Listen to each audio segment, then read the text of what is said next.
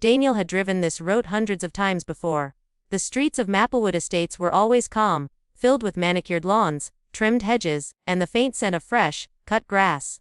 For him, this neighborhood had become second nature.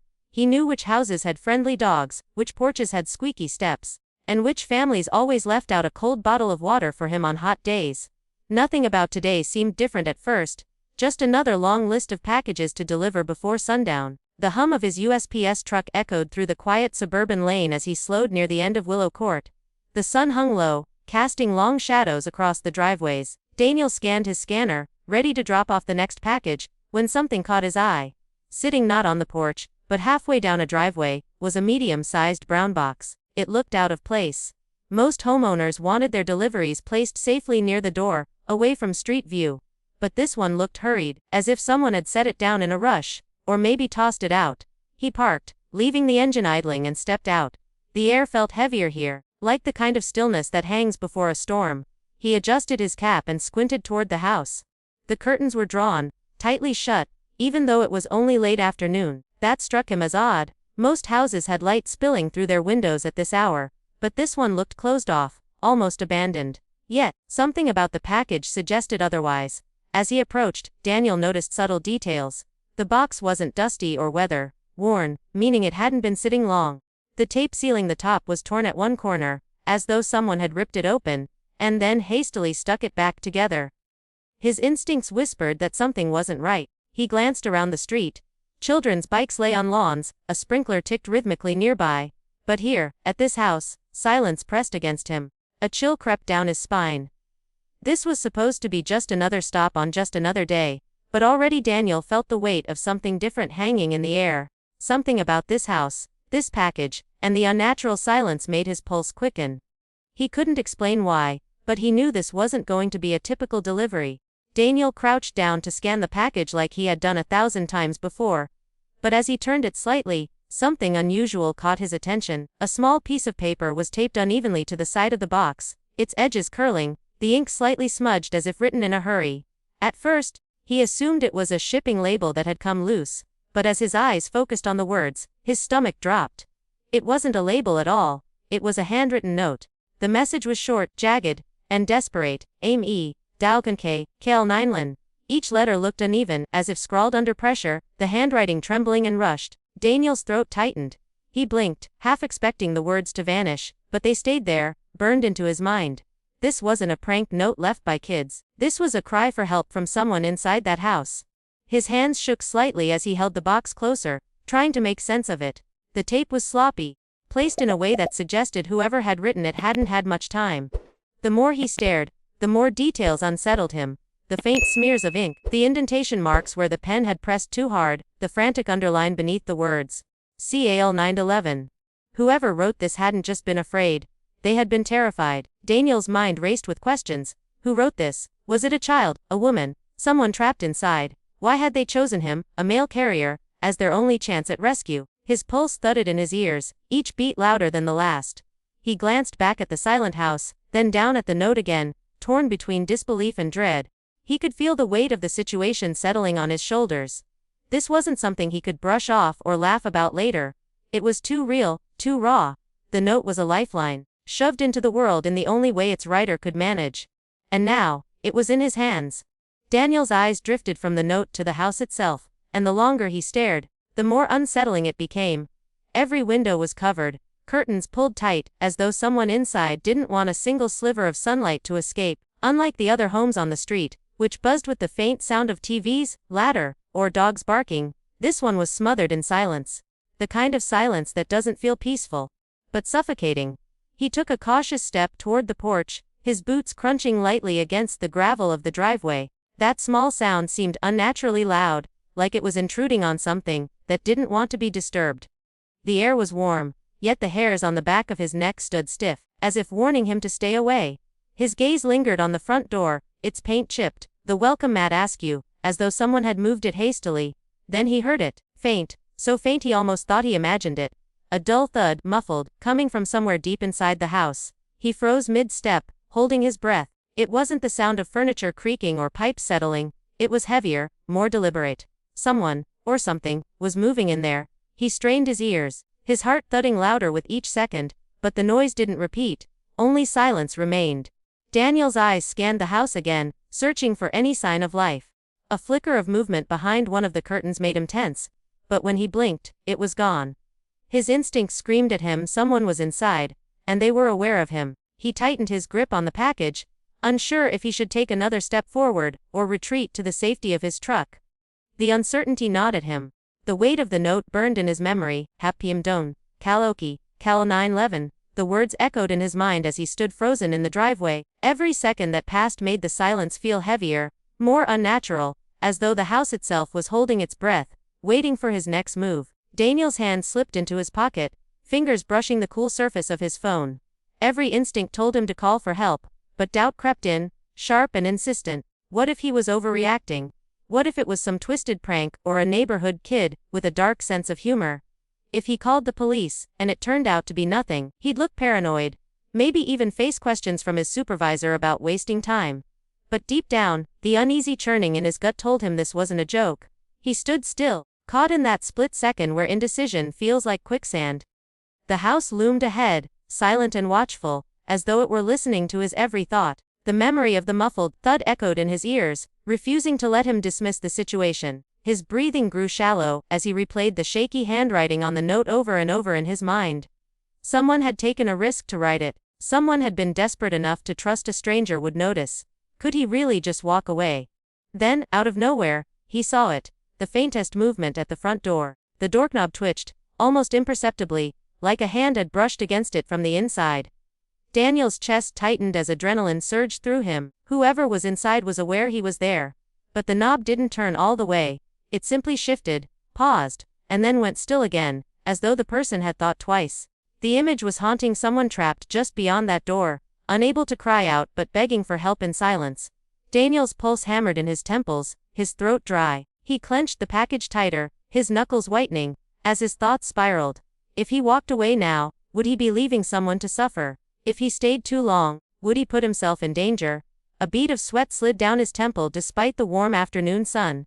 Every second he hesitated felt like it might cost someone their life. The world around him blurred. The sound of a distant lawnmower, the faint rustle of trees, all drowned beneath the pounding urgency in his chest. His decision was no longer about embarrassment or second guessing, it was about acting before the chance was gone. He inhaled deeply, staring at the silent house, knowing he had only one choice to make, and he had to make it fast. Daniel's trembling fingers finally gripped his phone, the screen lighting up brighter than usual against the heavy shadows around the house. His thumb hovered over the keypad as his heart pounded in his chest. For one last moment, he hesitated, his mind screaming at him that if he dialed those 3 numbers, everything would change. He'd be dragging the situation out of silence and into chaos. But then he glanced back at the package, at the desperate scrawl on the note, and doubt gave way to urgency. He pressed 911. The line clicked, and a calm female dispatcher answered. Daniel lowered his voice instinctively, as if the house could hear him. "This is Daniel, USPS driver. I'm on Willow Court, number 1845. There's a package here with a note taped to it. It says someone inside needs help. The house is silent, but I think something's wrong. I heard noises." His voice cracked on the last word, betraying his nerves. The dispatcher's tone sharpened with controlled urgency. "Stay where you are. Do not approach the house. Officers are being dispatched to your location right now. Stay on the line if you can." Her words steadied him, but they also made the situation terrifyingly real. This wasn't in his imagination, someone believed him, and that meant it was serious. Daniel backed slowly toward his truck, every step feeling like it echoed across the street. He didn't dare take his eyes off the house, afraid that if he looked away, something, or someone, might appear in the window. His breathing grew uneven as he kept the phone pressed to his ear, whispering updates to the dispatcher. "The blinds are still closed. The front door hasn't moved again. It's too quiet. Way too quiet." Minutes stretched like hours until the distant wail of sirens broke the suffocating silence. Relief and dread tangled inside him as 2 patrol cars rounded the corner, their lights flashing red and blue across the perfectly manicured lawns. Daniel swallowed hard, his throat dry. He had done his part. But now, as the officers stepped out with their hands on their weapons, he realized the real storm was only just beginning. The officers moved with precision, their boots crunching against the gravel as they approached the front porch. Daniel stayed back near his truck, his chest heaving, watching every step like his own life depended on it. The dispatcher's voice still whispered in his ear, telling him to remain calm, but his eyes refused to blink. He saw one officer test the doorknob. It was locked. A silent exchange of glances passed between them before a firm knock rattled the wood. No answer. Only that thick, suffocating silence. Then, the second officer signaled with a nod. Without hesitation, they drew their weapons and braced themselves. The first kick slammed against the door, splintering the frame with a sharp crack that echoed down the quiet street. Daniel flinched. A second kick harder, and the door swung open, crashing into the wall. The sound was deafening, like a gunshot shattering the stillness. For a split second, nothing moved inside.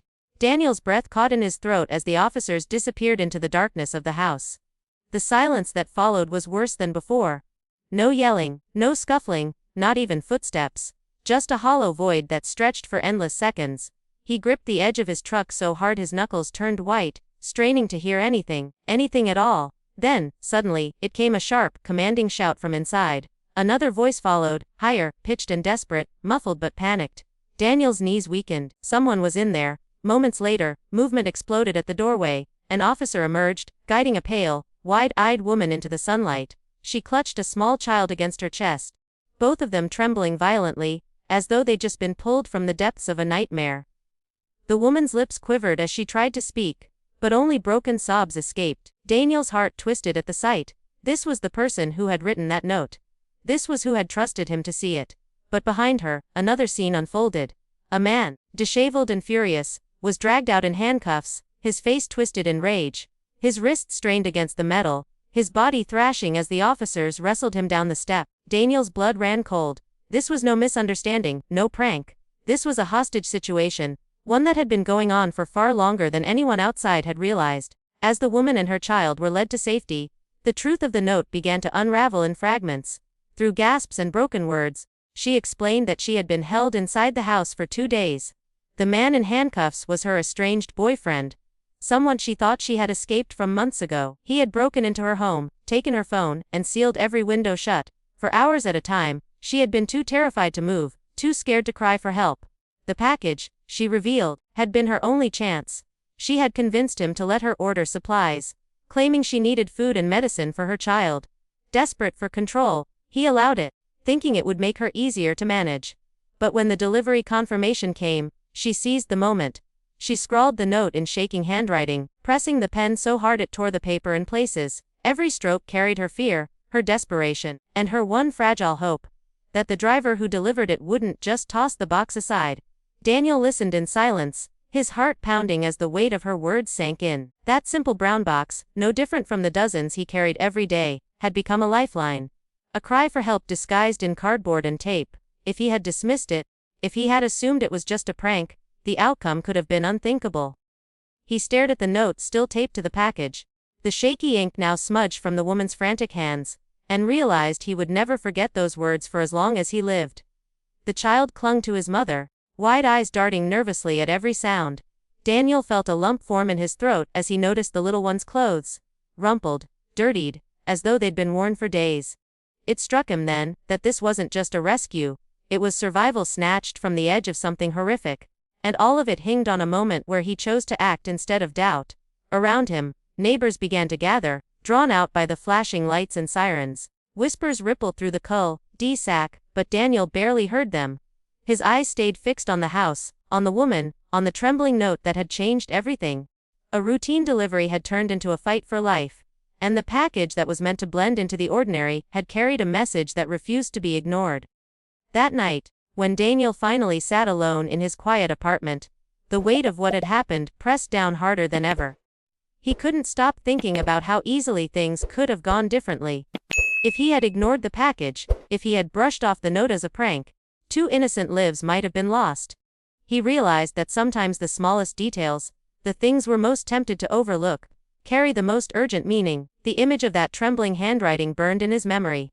Chaos Cal 9 and 11. Those words would follow him for the rest of his life, a reminder that danger often hides in plain sight, disguised as something ordinary. For Daniel, a simple delivery route had turned into a test of instinct and courage. For the woman and her child, a plain cardboard box had become the difference between captivity and freedom. And for anyone who heard their story, one haunting truth remained clear: sometimes, the most ordinary package can carry the most extraordinary secret.